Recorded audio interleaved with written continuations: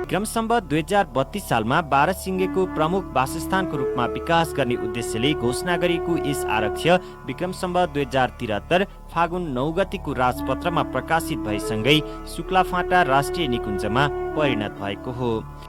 यस निकुञ्जभित्र रहेका ठूला ठूला घाँसे मैदानका फाँटहरूमध्ये 54.5 वर्ग किलोमिटरमा फैलिएको एउटा मुख्य र ठूलो घाँसे मैदान छ, जसलाई शुक्लाफाँटा भनिन्छ।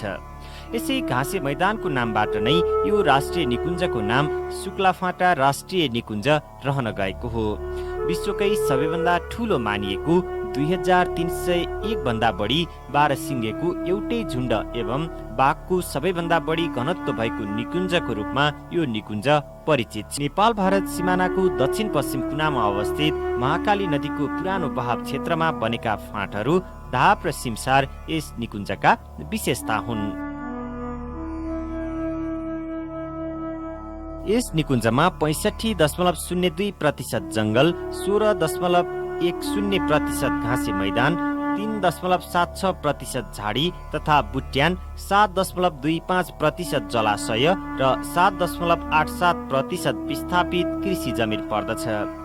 तराई भूपरिधिको मध्यबिन्दुमा पर्ने हुँदा यस निकुञ्जले नेपाल र भारतको 11 संरक्षित क्षेत्रहरू शुक्लाफाँटा राष्ट्रिय निकुञ्ज विक्रम सम्वत 2026 सालमा शिकार आरक्षणको रूपमा स्थापना गरी संरक्षण गरिएको क्षेत्र हो। यस क्षेत्रलाई विक्रम सम्वत 2032 सालमा 155 वर्ग किलोमिटरमा विस्तार गरी शुक्लाफाँटा वन्यजन्तु आरक्षणको रूपमा घोषणा गरियो। विस्तारकै क्रममा विक्रम सम्वत 2051 सालमा आरक्षको पूर्वतर्फको 150 वर्ग किमी क्षेत्रलाई समावेश गरी यस आरक्षको क्षेत्र 305 वर्ग किमीसम्म विस्तार गरिएको थियो। यस निकुञ्जको पूर्वतर्फ स्याली नदी, पश्चिमतर्फ महाकाली नदी, उत्तरतर्फ जंगल एवं आबादी क्षेत्र, चुरे पहाडको चुचुरो डडेलधुराको सिमाना र दक्षिणतर्फ आबादी क्षेत्र नेपाल भारतको सिमाना रहेको छ। क्षेत्रफलको हिसाबले अन्य राष्ट्रिय निकुञ्ज भन्दा सानो भए तापनि भारतीय सीमासँग जोडिएका कारण यस निकुञ्जको सुरक्षा चुनौती प्रमुख रहेको देखिन्छ। सुरक्षा चुनौतीलाई ध्यानमा राखी निकुञ्ज कार्यालयको आरक्षी पोस्ट 14वटा स्थानमा तैनात छन्। नियमित रूपमा निकुञ्ज र सेनाको संयुक्त गस्ती विभिन्न माध्यमबाट नियन्त्रण गर्नका लागि साइकल, हात्ती, जीप आदिको प्रयोग गरिन्छ भने पैदल गस्ती पनि गर्ने गरिन्छ। विभिन्न स्थानमा बनाइएको मचानबाट अवलोकन गरी टाढा टाढाको सुरक्षाको पनि जानकारी लिइन्छ।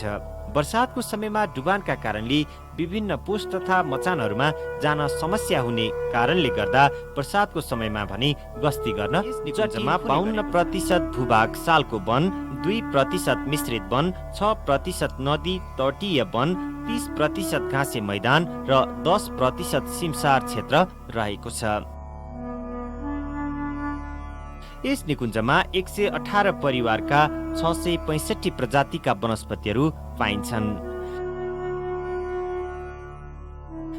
विश्वमा नै दुर्लभ मानिएको लेर भुडीफुर सहित सारस, खरमजुर, सिमतित्रा लगायत 424 भन्दा बढी प्रजातिका पंक्षीहरू पाइन्छन्। पाटेबाघ, एकसिङे गैडा, हात्ती, बारहसिङे, कृष्णसार, सालक, नीलगाई, चितुवा, लगुना, रतुवा, बँदेल, बाँदर लगायत 53 भन्दा बढी प्रजातिका स्तनधारी वन्यजन्तुको वासस्थानको रूपमा पनि यो निकुञ्ज प्रसिद्ध छ। सन् 2016 मा गरिएको गणना अनुसार यस निकुञ्जमा वयस्क बाघ 17वटा र घुमन्ते हात्ती 18 देखि 30 वटा र गैंडा 10 वटा छन्। 12 प्रजातिका सरीसृप, करिब 20 प्रजातिका उभयचर, 24 प्रजातिका माछा र करिब 35 प्रजातिका पुतलीहरू पाइन्छन्।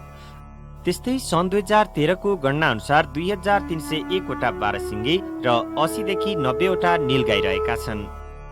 यस निकुञ्जको ठूलो क्षेत्रफल घाँसे मैदानले भरिएको हुँदा यही मैदान नै यहाँ बसोबास गर्ने वन्यजन्तुको चरण क्षेत्र हो, जहाँ बारहसिङ्गा, लगुना, जरायो, रतुवा, चित्तल जस्ता मृग प्रजातिको संरक्षण गरिएको छ। बाघ, गैंडा, जंगली हात्ती, खरमयूर जस्ता संकटापन्न वन्यजन्तुहरूले आफ्नो वासस्थान पाएका छन्।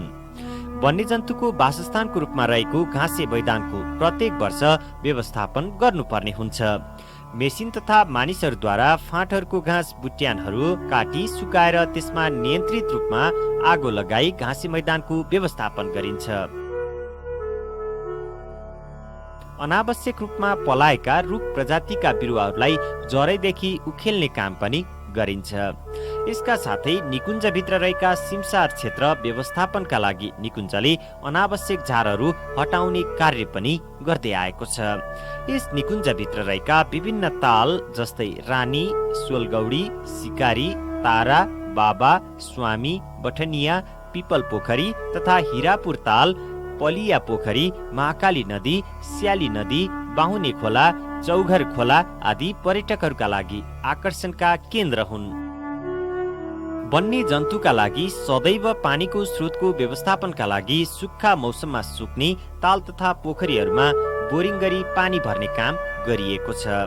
साथै नयाँ पोखरीहरू खन्ने तथा पानी भर्ने कार्यका लागि सौर्य ऊर्जाको प्रयोग गरिएको छ। सङ्कटापन्न वन्य जन्तु कृष्णसारको पुनर्स्थापनाका लागि यस निकुञ्जको हिरापुर फाँटको 17 हेक्टर क्षेत्रफलमा 28 वटा कृष्णसार राखेर सुरु गरिएको संरक्षण कार्य हाल 37 हेक्टर क्षेत्रफलमा फैलिएको छ। कृष्णसारको संख्या वृद्धि भएर 44 पुगेको छ। कृष्णसार अवलोकनका लागि यो निकुञ्ज गन्तव्यहरूको विचरणका क्षेत्रबारे थप अध्ययन अनुसन्धान गर्न यसै वर्षदेखि 3 वटा खयर मयूरहरूमा सेटेलाइट जडान गरी छोडिएको छ। यस शुक्लाफाँटा राष्ट्रिय निकुञ्जभित्र पाइने सालक, जङ्गली हात्ती, एकसिङे गैडा, पाटे बाघ, चरी बाघ, बारसिङ्गे तथा पुड्के बँदेललाई संरक्षित वन्यजन्तुको सूचीमा राखिएको छ। यहाँ पाइने कालो गरुड, सानो खयर मयूर, सेतो गरुड, राजधनेशलाई संरक्षित पंक्षीको सूचीमा राखिएको छ।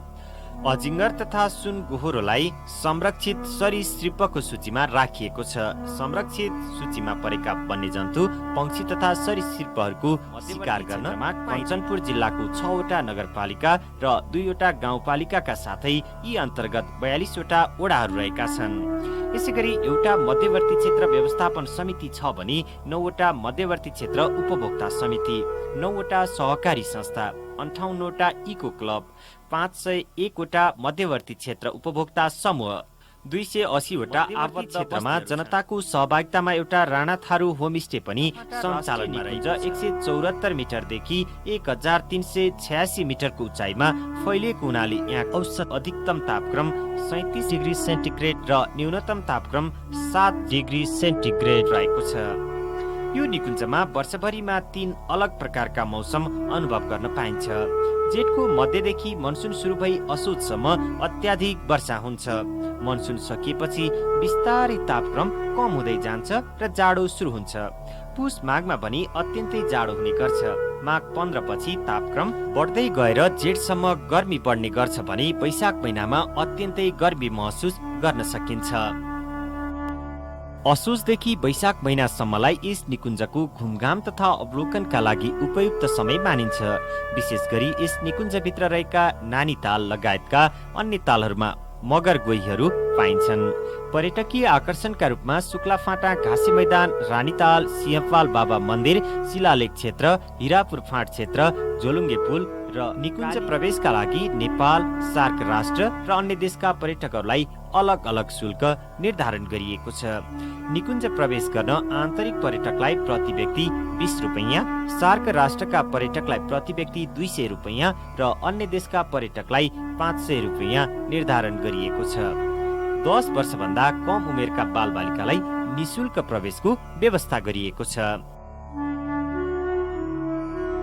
शुक्लाफाँटा राष्ट्रिय निकुञ्जको वृत्त चित्र छायाङ्कन अनुमतिका लागि पनि छुट्टा छुट्टै शुल्क निर्धारण गरिएको छ। जस अनुसार नेपाली नागरिकका लागि 5000 रुपैयाँ, सार्क राष्ट्रका नागरिकका लागि 25000 रुपैयाँ र अन्य देशका नागरिकहरूका लागि अमेरिकी डलर 1000 निर्धारण गरिएको छ। हवाई छायाङ्कनका लागि एक पटक हेलिकप्टर अवतरण गरेको 20000 रुपैयाँ निर्धारण गरिएको छ। निकुञ्जको आम्दानीमा पनि उल्लेख्य वृद्धि भएको छ। पर्यटन प्रवर्धनबाट निकुञ्जले गर्ने आम्दानी मध्यवर्ती क्षेत्रको संरक्षण तथा विकासमा खर्च हुने गरेको छ। निकुञ्जमा सञ्चालित आयोजना कार्यक्रमहरूको विवरण यस प्रकार छ। वन्यजन्तु आरक्षण योजना, वन्यजन्तु संरक्षणका लागि क्षेत्रीय सहयोग प्रवर्धन आयोजना, हात्तीसार आयोजना, शुक्लाफाटा मध्यवर्ती क्षेत्र कार्यक्रम, राष्ट्रपति चुरे तराई मधेस संरक्षण कार्यक्रम, राष्ट्रिय प्रकृति संरक्षण कोष शुक्लाफाटा संरक्षण कार्यक्रम, तराई भूपरिधि हरियो वन कार्यक्रम, geological society of London Nepal कार्यक्रम मार्फत securing Shuklaphanta wildlife reserve grassland and wellbeing of local communities सम्बन्धी 3 वर्षीय आयोजना।